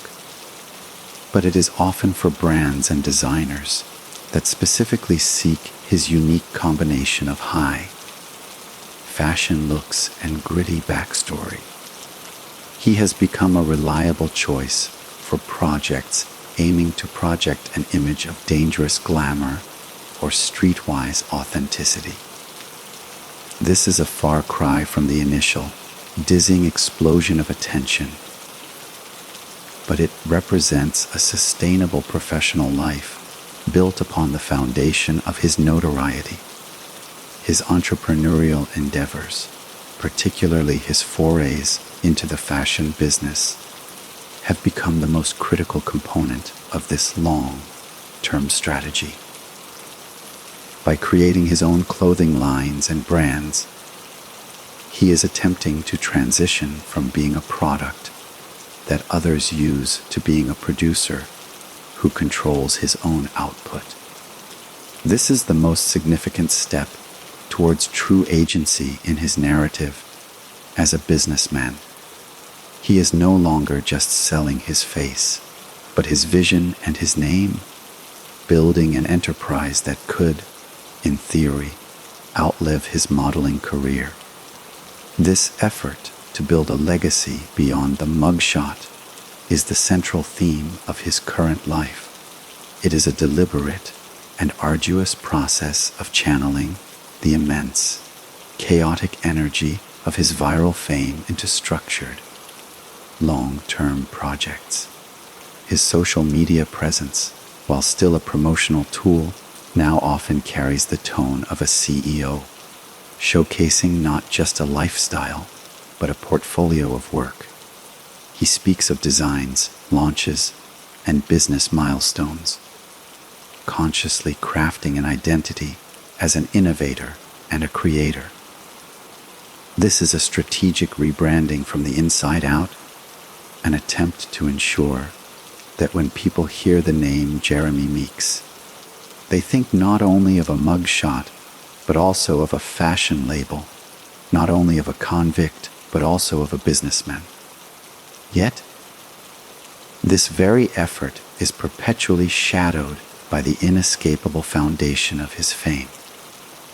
The comments on posts about his new clothing collections will invariably contain references to his past, and interviews will always circle back to the same questions about his transformation. The civil judgment remains a public record, a fact that can be easily discovered by any potential business partner or curious observer. This creates a complex balancing act where he must acknowledge his past enough to satisfy public curiosity and maintain his unique brand identity, while simultaneously pushing the narrative forward towards his future ambitions. He is, in essence, trying to write a new ending to a story that the world believes it already knows by heart. This process is a quiet, ongoing negotiation between the person he was, the person he is, and the person he hopes to become. It lacks the dramatic climax of a courtroom verdict or a runway debut, unfolding instead in the slow, cumulative progress of building a business, managing a public image, and fulfilling personal responsibilities. The fairy tale is over, and the sequel is a corporate drama intertwined with a deeply personal journey of identity. The global audience that once watched his story with bated breath has largely moved on to new obsessions. But a dedicated following remains, tracking his career moves and personal updates, a community that has invested in his ongoing saga. For them, and for the culture at large, Jeremy Meeks remains a living, evolving question mark, a permanent test case for whether a life appended by the unpredictable storm of internet fame can eventually find a stable, self determined shore, or if it is doomed to forever be tossed on the waves of its own extraordinary origins. Beneath the polished surface of his entrepreneurial ventures and the curated social media feed lies a deeper, more personal struggle, one that is inherent to anyone who has undergone a radical and public identity shift. The profound psychological challenge of reconciling the man he is with the man he was. The Jeremy Meeks of today, a global figure navigating the worlds of fashion and business, must somehow find a way to coexist with the memory of the Jeremy Meeks who operated in the harsh, unforgiving landscape of Stockton's gang culture. This is not a mere exercise in public relations. It is an internal, ongoing conflict that likely shapes his every decision, relationship, and moment of self-reflection. The human psyche is not designed for such jarring discontinuities. The values, instincts, and survival mechanisms that were necessary for navigating the streets, distrust, aggression, hyper-vigilance, are maladaptive, even destructive, in the boardrooms and social circles he now inhabits. Unlearning a lifetime of ingrained behavior is a Herculean task, one that requires constant self-monitoring and a conscious effort to rewire fundamental neural pathways. There is no model or mentor who can fully guide him through this specific ordeal, as his path is historically unprecedented. He must pioneer his own form of psychological integration, attempting to forge a coherent sense of self from two violently opposing realities. This internal rift is exacerbated by the external world's fixed perceptions. To his old associates and the community he left behind, he may be viewed with a complex mixture of pride, envy, or resentment, seen as a sellout who used his notoriety to escape rather than a success story to be emulated. To his new peers in the fashion and business worlds, he is often a fascinating curiosity, his past a source of edgy mystique, but also a subtle barrier to being fully accepted as a peer unmarked by such a history. In neither world can he be entirely whole. He is always the man with the other life, the one with the story. This can create a profound sense of isolation, of being perpetually out of place, a ghost in both of his own worlds. Furthermore, the very engine of his fame, the mugshot, reduces his complex humanity to a single, two-dimensional image and a sensational narrative. The public's obsession with his redemption story places an immense burden on him to perform a continuous, flawless transformation. Any deviation from this upward trajectory, any hint of the old persona resurfacing, is met with intense scrutiny and criticism as it shatters the satisfying, simplified arc the audience desires. This pressure to be a perfect symbol of change can be suffocating, leaving little room for the normal, messy process of personal growth, which involves setbacks, doubts, and regressions. The massive civil judgment against him is not just a financial setback. It is a permanent, public anchor tethering him to his past self, a legal and symbolic reminder that the consequences of his former actions continue to define him, no matter how far he travels or how much success he achieves. It is a concrete manifestation of the debt he owes, both financially and morally, a debt that cannot be erased by modeling contracts or entrepreneurial success. This constant tension between his past and present likely influences his approach to fatherhood, as he strives to guide his children through a life of privilege and opportunity that is utterly foreign to his own childhood, while simultaneously grappling with how much of his own history to share with them, and when the man who provides for them is the same man who created victims. A dissonance that must be painfully navigated in the quiet moments of parental reflection. His life has become a continuous act of translation, of converting the language of the streets into the language of commerce, of interpreting the expectations of high society through the lens of a survivalist mindset, and of explaining his present reality to the ghosts of his past. This is the unseen cost of his fairy tale, a psychological toll that is far greater than any financial cost. The private struggle to build a stable, integrated identity amidst the wreckage of his past and the glittering, often superficial, demands of his present is the true, untold battle of Jeremy Meeks' life. It is a battle fought not in the public eye, but in the quiet of his own mind, a relentless negotiation between memory and ambition, between the person he had to be to survive and the person he now hopes to become.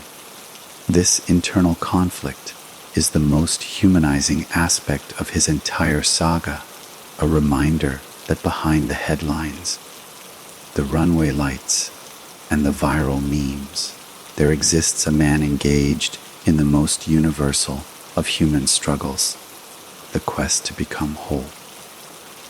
The broader implications of the Jeremy Meeks phenomenon extend far beyond the confines of a single individual's life, serving as a powerful and enduring lens through which to examine the evolving nature of the American justice system, the corrosive influence of economic disparity, and the deeply ingrained societal biases that dictate who is afforded a second chance and who is permanently cast aside. His story functions as a stark Rorschach test for our collective conscience, revealing uncomfortable truths about the intersection of race, class, and physical appearance within the framework of law and order. When one contemplates the sheer number of individuals processed through the American penal system each year, the vast majority of whom are people of color from impoverished backgrounds, the case of Jeremy Meeks stands out as a glaring statistical anomaly.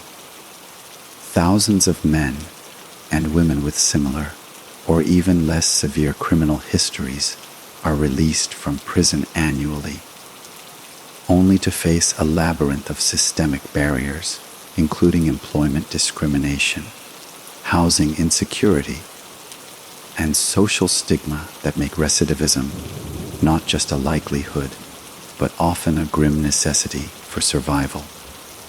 Their mugshots are not celebrated, they are filed away. Digital scarlet letters that effectively terminate their prospects for meaningful reintegration into society.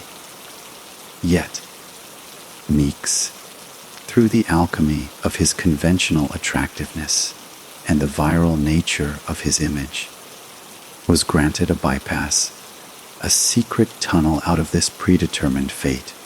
This discrepancy forces a critical examination of the concept of pretty privilege and its role in subverting the supposed blind impartiality of justice.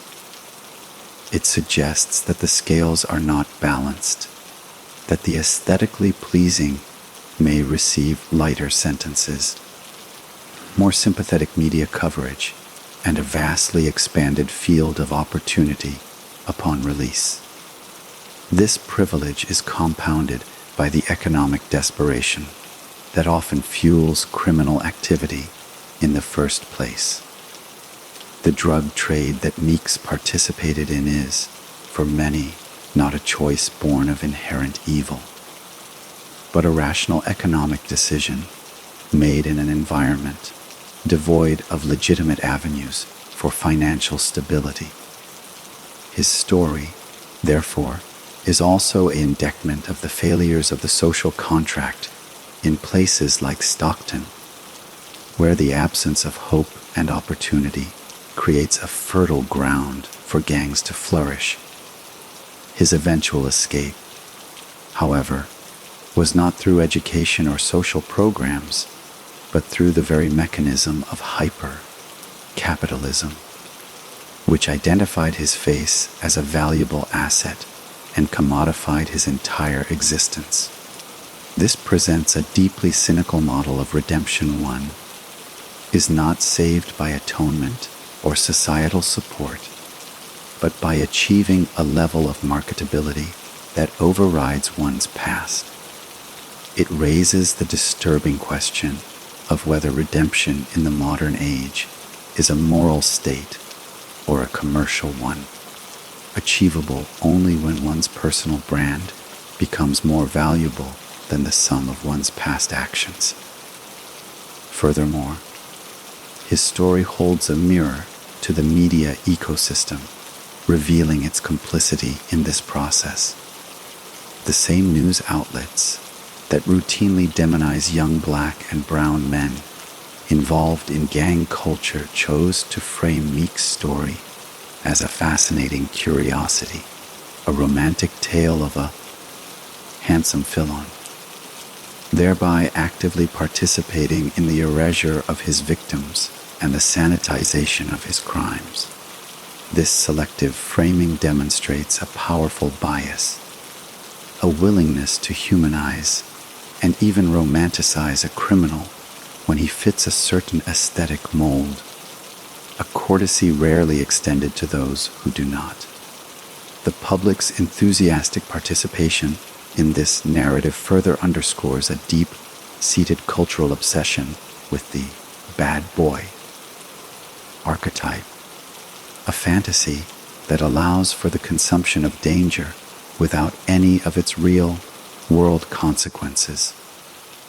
We are forced to confront the unsettling reality that our society possesses a voracious appetite for such stories, that we are willing participants in the creation of celebrities from criminals, so long as their packaging is appealing. The Jeremy Meeks saga, therefore, is not an isolated incident, but a symptom of a much larger cultural sickness, a system where justice is malleable, where economic and aesthetic privilege can purchase exoneration in the court of public opinion, and where the path to salvation is not paved with good deeds, but with good genes and the unpredictable favor of the digital mob. His life is a permanent question mark etched into the national consciousness, a challenge to our professed values of fairness, and a demand that we critically examine the unspoken rules that truly govern who rises, who falls, and who is granted the elusive and increasingly commercialized gift of a second chance. As the relentless march of time continues to put distance between the present day and the initial viral explosion of 2014, the narrative of Jeremy Meeks enters a phase of historical consolidation, where his story is no longer breaking news, but rather a settled, if still deeply controversial, chapter in the annals of internet culture and modern celebrity. The sharp edges of outrage and fervent admiration have softened into a more generalized, albeit persistent, cultural recognition. He has become a reference point, a name invoked in discussions about the power of social media, the aesthetics of crime, and the bizarre trajectories of fame in the 21st century. This institutionalization of his story grants it a certain permanence. He is no longer a fleeting trend, but a documented case study, a landmark on the cultural map. Within the fashion industry, this has translated into a stabilized, if niche, career. The initial shock value has dissipated, but his look and his backstory have cemented his place as a specific type of model, one called upon for projects that desire an edgy, street-infused authenticity. He walks runways and appears in campaigns, but the headlines no longer scream with the same astonishment. His presence is now an accepted, if still notable, part of the fashion landscape. This professional normalization is a significant achievement in its own right, representing a transition from a viral sensation to a working professional within a fiercely competitive industry. However, this very normalization also underscores the limits of his reinvention. He is, and likely always will be, the Mugshot model. This title is the bedrock of his fame and the glass ceiling of his potential. It is the story that precedes him in every room he enters and the context that frames every business deal. This creates a unique form of stasis. He has achieved a level of success and recognition that is undeniably extraordinary. Yet he remains trapped within the narrative confines of his origin story. His entrepreneurial efforts, particularly his forays into his own fashion lines, represent the most proactive attempt to break through this ceiling. By creating his own brands, he is striving to transition from a person who is used by other companies to a creator who generates his own value. This is a critical evolution, an effort to ensure that the name Jeremy Meeks becomes associated not just with a face, but with a product, a vision, a business empire. His social media presence increasingly reflects this shift, focusing more on the launch of new collections. Behind the scenes looks at production and the language of entrepreneurship. He is consciously crafting an identity as a businessman and a designer, attempting to build a legacy that can outlive the fleeting relevance of a modeling career. This long game strategy is the most compelling aspect of his current life, a deliberate and arduous process of converting the chaotic, explosive energy of viral fame into a sustained, self-directed enterprise. Yet, this endeavor is perpetually haunted by the ghost of his past. The civil judgment for assault remains a matter of public record, a financial and symbolic debt that cannot be expunged. Comments on his social media posts about new clothing designs are invariably punctuated with references to his criminal history or the lawsuit, a constant reminder that the public's memory is long and its judgment is often unforgiving. Every interview will inevitably circle back to the same questions about his transformation, forcing him to continually litigate his past in the present. He exists in a state of perpetual negotiation, tasked with acknowledging his history enough to maintain his brand's unique selling proposition, while simultaneously pushing the narrative forward toward a future he hopes to define on his own terms. This balancing act is the defining challenge of his maturity, a daily effort to build a new identity upon a foundation that is fundamentally fractured. The global audience that once watched his every move with rapt attention has largely fragmented and moved on to new digital obsessions. But a core following remains, invested in the ongoing saga of his life. For them, and for cultural observers, Jeremy Meeks endures as a living paradox, a permanent question about the nature of modern redemption. His life continues to ask whether it is possible to fully escape the gravitational pull of one's past, or if we are all, in the end, permanently orbiting the stars of our darkest moments. His story is no longer a fairy tale or a cautionary tale, but something more complex and enduring. A modern myth about identity, consequence, and the relentless, often contradictory pursuit of a second chance in a world that is always watching. The personal sphere of Jeremy Meeks, often shielded from the full glare of the media, but inevitably pieced together through court documents, social media glimpses, and tabloid reports, reveals a landscape as complex and fraught with tension as his public life, a domain where the consequences of his choices and the demands of his new reality collide with the quiet, fundamental needs of family and fatherhood. His role as a parent is perhaps the most humanizing and challenging aspect of his entire saga, a responsibility that spans two vastly different worlds and serves as a constant, grounding reminder of the lives intertwined with his own. With his first wife, Melissa, he shares the journey of raising their son, a connection that permanently anchors him to his life in Stockton, to the person he was before the mugshot irrevocably altered his destiny.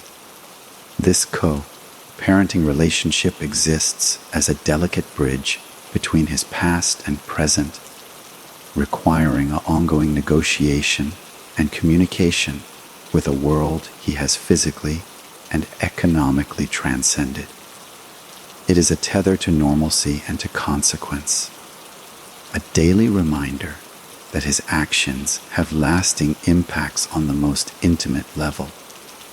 The complexities of this arrangement, conducted under the watchful eye of the public, are immense, involving the navigation of different values, environments, and expectations for their child. Simultaneously, his relationship with Chloe Green produced a son, binding him in a profoundly different way to a universe of unimaginable privilege and global mobility. This child is being raised in a context of billionaire wealth, with opportunities and a lifestyle that are the antithesis of the Stockton streets. Fathering a child within the Green dynasty introduces a unique set of challenges and responsibilities, involving a different kind of parenting with one of the world's most high-profile heiresses. This situation creates a stark duality in his experience of fatherhood, one child rooted in the world he escaped, and another being raised in the world he entered. Juggling these two realities requires a psychological and emotional dexterity that is rarely demanded of any parent, forcing him to constantly shift contexts and reconcile two irreconcilable versions of family life. The financial judgment against him, a debt of hundreds of thousands of dollars, also directly impacts his family, representing resources that are diverted from their support and future. This legal obligation is a shadow over his paternal responsibilities, a concrete manifestation of how his past actions continue to impose a tax on his present and future. Furthermore, his romantic life following his split from Chloe Green, has continued to be a subject of public interest, with new relationships analyzed for what they might signify about his state of mind and his evolving identity. Each new partnership is scrutinized, seen as either a step towards stability or a regression into chaos, another data point in the public's assessment of his redemption arc. These personal relationships, away from the runways and the business launches, are where the true cost and complexity of his fame are most acutely felt. They are conducted in a fishbowl, with every gesture, every post, every legal filing potentially becoming fodder for gossip and judgment. The effort to build and maintain genuine, trusting connections under such circumstances is a Herculean task, as the line between authentic affection and attraction to his notoriety is perpetually blurred.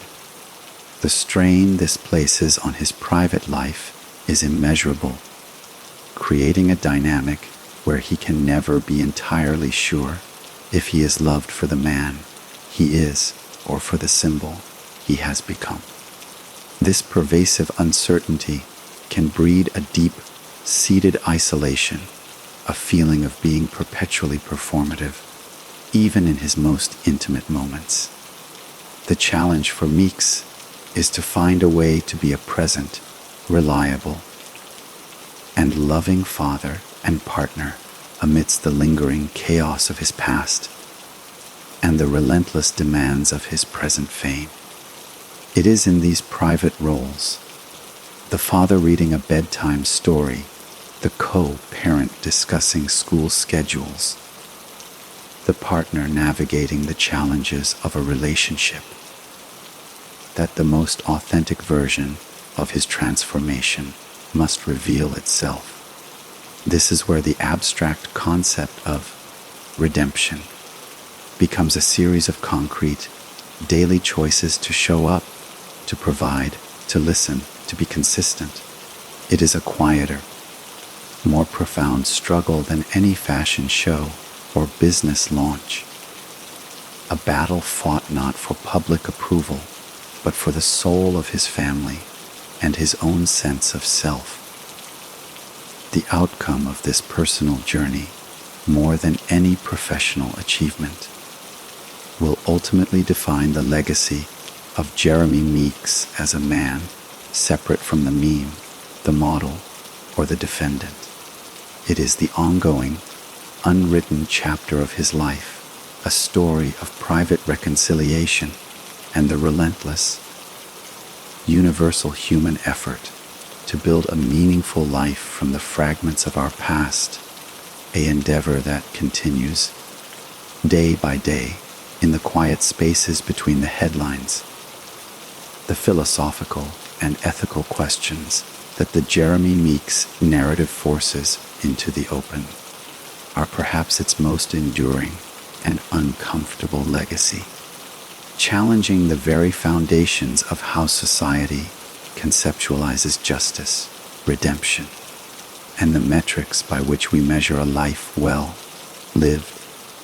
His story acts as a powerful acid test for our collective moral compass, dissolving simplistic notions and revealing the complex, often contradictory, underpinnings of our values. At the heart of this lies a fundamental tension between retributive and restorative justice. The retributive model, which dominates the American penal system, operates on the principle that offenders must be punished in proportion to their crimes, that they must pay their debt to society through the loss of liberty. By this measure, Meeks served his court-mandated sentence for the federal weapons charge. He did his time. However, the public outcry that followed his rise to fame suggests that for many, this legal punishment was insufficient. there was a sense that his subsequent wealth and fame constituted a form of unjust enrichment, a reward that violated the natural moral order. This points to a deeper, perhaps unarticulated, societal desire for a form of karmic justice, where those who commit serious wrongs should not only be punished, but should also live lives of quiet struggle, or, at the very least, not achieve spectacular success. The restorative model of justice, by contrast, focuses on repairing the harm caused by criminal behavior, often through reconciliation with victims and the community. Meeks' path fits neither model neatly. His redemption was not achieved through a structured process of making amends to his specific victims or his community, but through a separate, commercially driven ascent that largely bypassed the traditional victims of his crimes. This creates a profound dissonance. He is a success story by the metrics of capitalism and a failure by the metrics of restorative justice. His life forces us to ask, what does redemption truly look like in the 21st century? Is it a private, moral reckoning, or is it a public performance of success? Can it be bestowed by the market, or must it be earned through direct engagement with the harm one has caused? Furthermore, his story is a stark lesson in the economics of attention in the digital age. His primary capital was not talent, skill, or even notoriety in the traditional sense, but a specific, algorithmically approved form of virality. The internet, in its vast, immoral ecosystem, identified his image as a high-value asset and proceeded to mint a new currency from it. This process is entirely detached from moral desert. It does not care about victims, remorse, or the nuances of justice. It simply identifies what captures attention and amplifies it to a global scale. This raises the terrifying possibility that in the future, the path to absolution may not run through churches, courts, or community service, but through social media platforms and the talent agencies that know how to monetize a compelling narrative. The Meeks phenomenon suggests that we are entering an era where the court of public opinion, driven by the fleeting and often shallow engagement of social media, can override the judgments of the legal system, granting pardons and opportunities based on criteria that have nothing to do with justice and everything to do with aesthetics and marketability. This is a radical decentralization of power, and its implications are deeply unsettling. It means that the potential for a second chance is no longer solely determined by the state or by one's own demonstrable reform, but by the unpredictable and often irrational whims of the digital mob. His life stands as a permanent challenge to our understanding of privilege, moving the conversation beyond the well-trodden paths of racial and economic privilege to include the powerful, yet rarely discussed, privilege of conventional beauty and its amplification through technology. In the end, the story of Jeremy Meeks is not a closed book with a clear moral, but an open-ended question posed to society itself. It asks us to define what we truly value, what we are willing to forgive, and what we believe people are capable of becoming. It forces us to confront the uncomfortable reality that our systems of justice and our mechanisms for creating celebrity are often on a collision course, and that in the chaotic impact, new, unpredictable, and deeply controversial life paths can be forged. Paths that challenge everything we thought we knew about crime, punishment, and the possibility of starting over. As we approach the final act of this ongoing narrative, the figure of Jeremy Meeks becomes less a man and more a symbol, a permanent fixture in the cultural lexicon whose ultimate meaning remains fiercely contested and deeply personal to each observer. His life has transcended the particulars of his crimes and his modeling contracts to become a modern parable, a story told to illustrate a dozen different morals depending on the teller's perspective. For some, he is the ultimate symbol of hope, a testament to the idea that no one is beyond redemption, and that even the most seemingly predetermined life path can be radically altered by a single, unforeseen event. In this telling, his story is a rebuke to a cynical world, a reminder that human potential is limitless and that the future is always unwritten. His success is seen as a victory against a system that often writes off entire segments of the population, a demonstration that talent and value can be found in the most unexpected places, and that given the right opportunity, people can transform themselves in ways that defy all expectation. For others, he is the embodiment of a broken system, the living proof that justice is not blind, but deeply biased, swayed by the superficial and the sensational.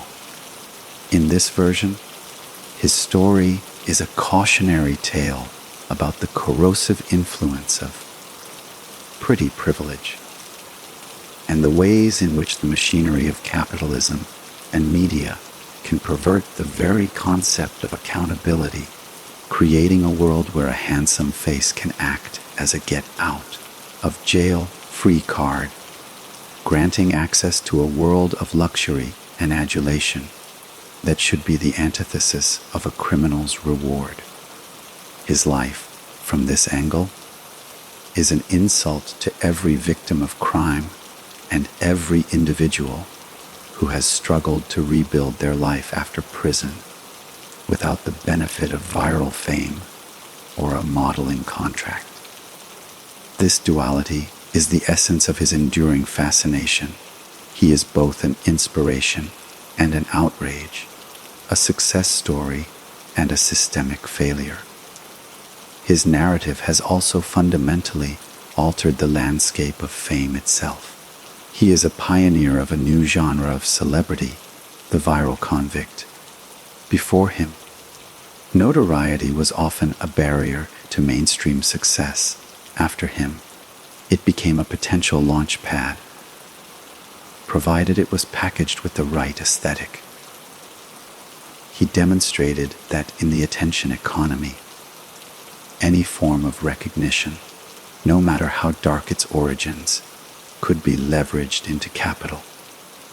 This has created a bizarre new career path, one where the traditional routes of training, apprenticeship, and gradual ascent are bypassed in favor of the explosive, unpredictable power of a single image to capture the global imagination.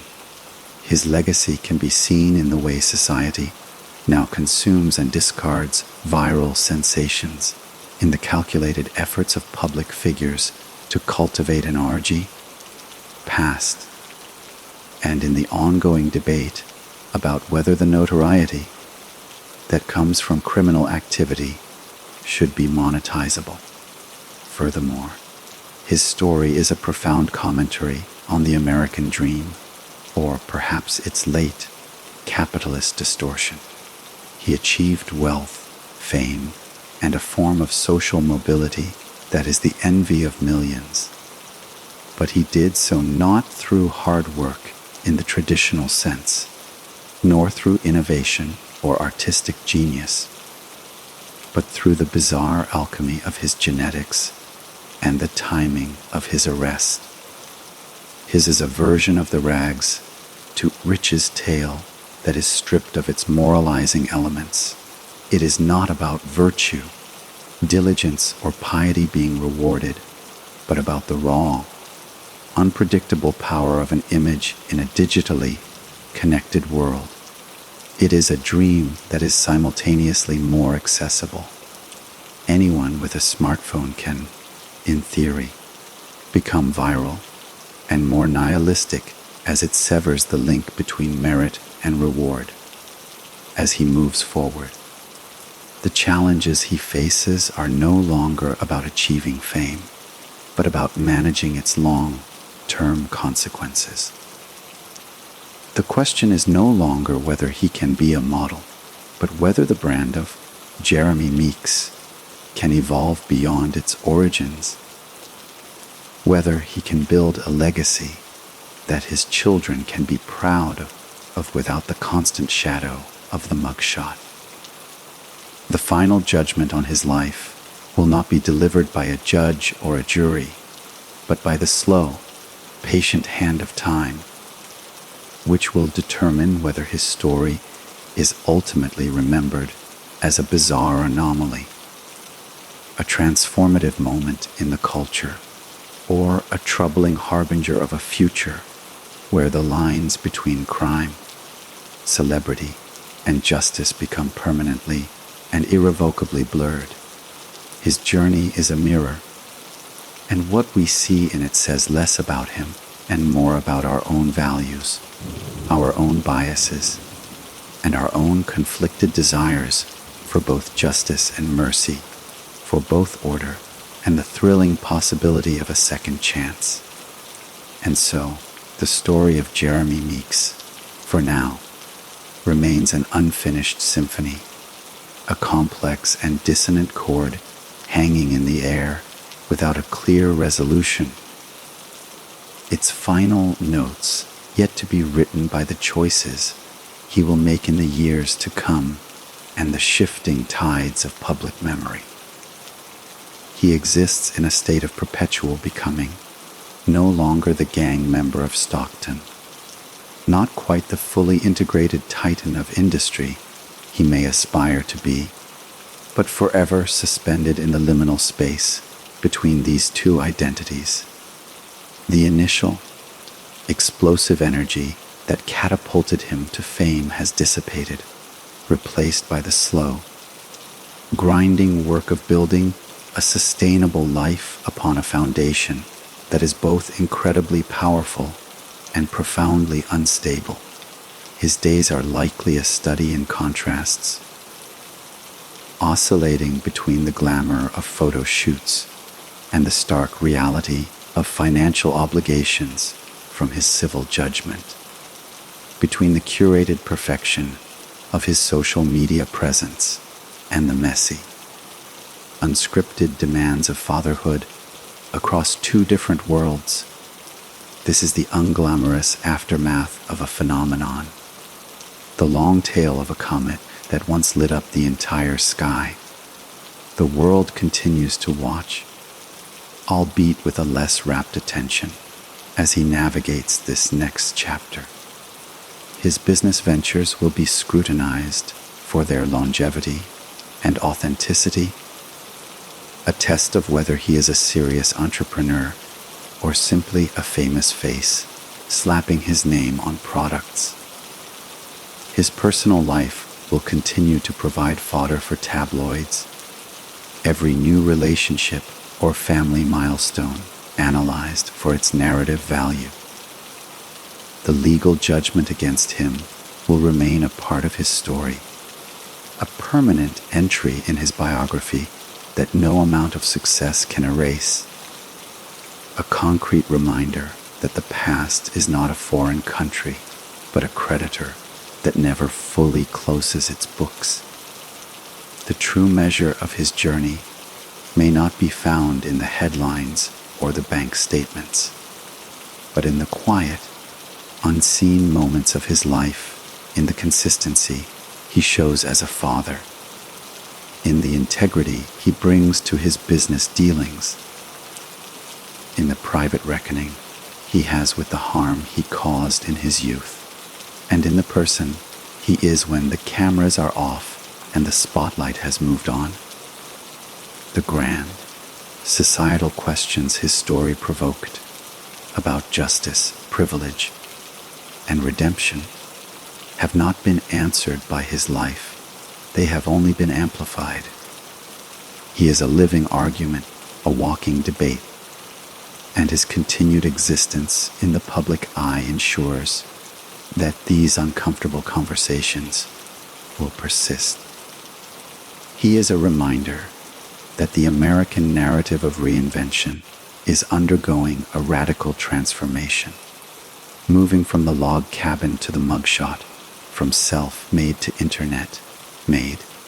His path suggests that in the 21st century, a second chance may not be earned through quiet atonement, but seized through aggressive personal branding and an unwavering embrace of the opportunities that chaos provides. Whether this is a liberating evolution or a disturbing devolution is a question that each of us must answer for ourselves. The legacy of Jeremy Meeks is therefore not a single thing. It is a mosaic of contradictions. He is a symbol of hope and a symbol of inequity, a testament to transformation and a testament to superficiality.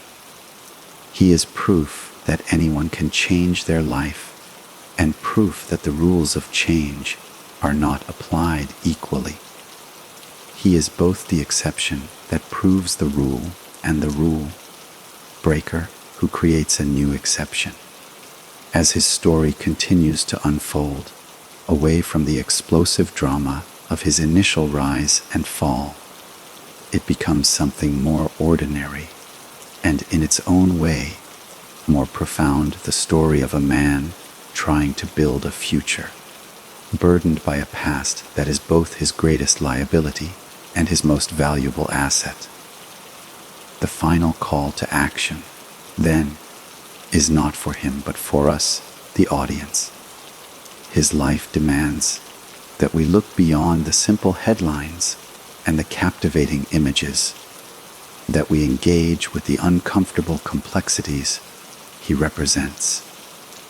It challenges us to examine our own complicity in the culture that created him, to question our own biases, and to thoughtfully, critically, define for ourselves what justice, redemption, and a life well lived truly mean. The story of the viral gangster is far from over. It is simply entering its next, and perhaps most telling, phase.